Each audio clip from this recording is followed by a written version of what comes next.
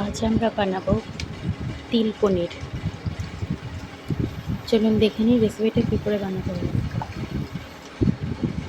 প্রথমে কড়াইয়ে তেল দিয়ে সামান্য অল্প জিরে ফোড়ন,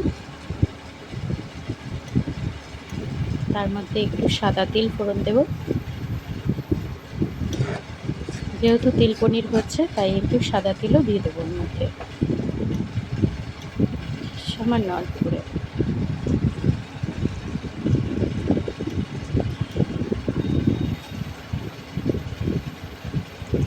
দেওয়া হয়ে গেলে একটু নেড়ে চেড়ে ভেজে রাখা তিলগুলো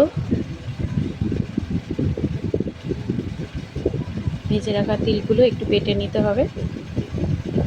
এরপরে আমরা কড়াইতে পনিরগুলো ছেড়ে দিলাম। একে পনিরগুলো ছেড়ে দিচ্ছি।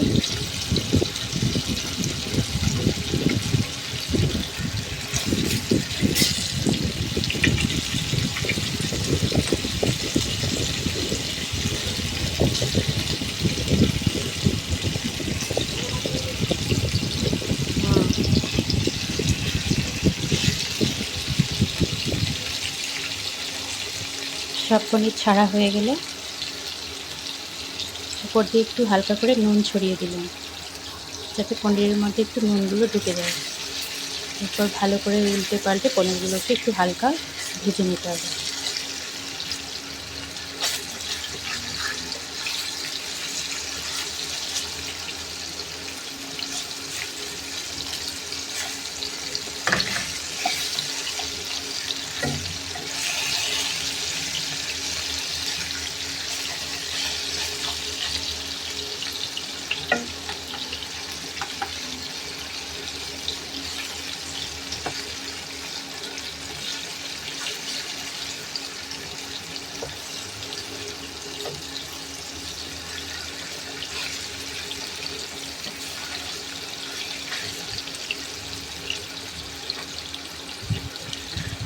পনিরগুলো ভাজা হলে ওর মধ্যে ভেজে রাখা আলু, কাঁচা লঙ্কা, আদা বাটা দিয়ে জল দিয়ে দিতে হবে, তার উপর দিয়ে ঢেকে দিতে হবে। এরপরে ঢাকনাটা খুলে একবার দেখে নেব যে সিদ্ধ হয়েছে নাকি আলুগুলো ঠিকমতো। তার মধ্যে পনিরগুলো ছেড়ে দিচ্ছি। ভেজে রাখা পনিরগুলো ঝোলের মধ্যে দিয়ে দিতে হবে।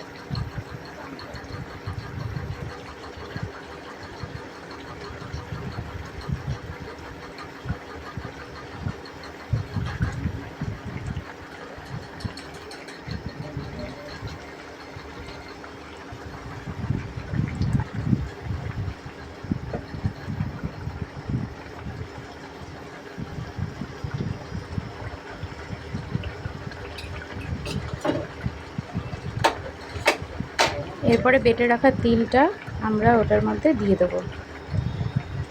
নামানোর আগেই দেবেন, যাতে ওর স্মেলটা পাওয়া যায়, স্বাদটাও ভালো আসে। দিয়ে খানিকটা নেড়ে ভালো করে মিশিয়ে দিয়ে মোটামুটি আমাদের রান্নাটা হয়ে এসছে।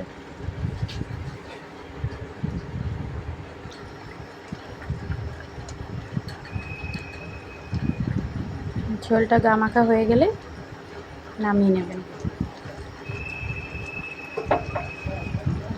এরপর আর একটু ঢাকা চাপা দিয়ে 5 মিনিট রেখে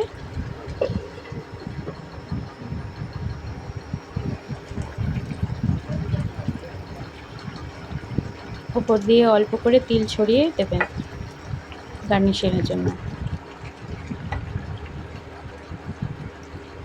এটা রুটি, পরোটা দিয়ে খেতে খুবই ভালো লাগে। একবার ট্রাই করে দেখতে পারেন আপনারা।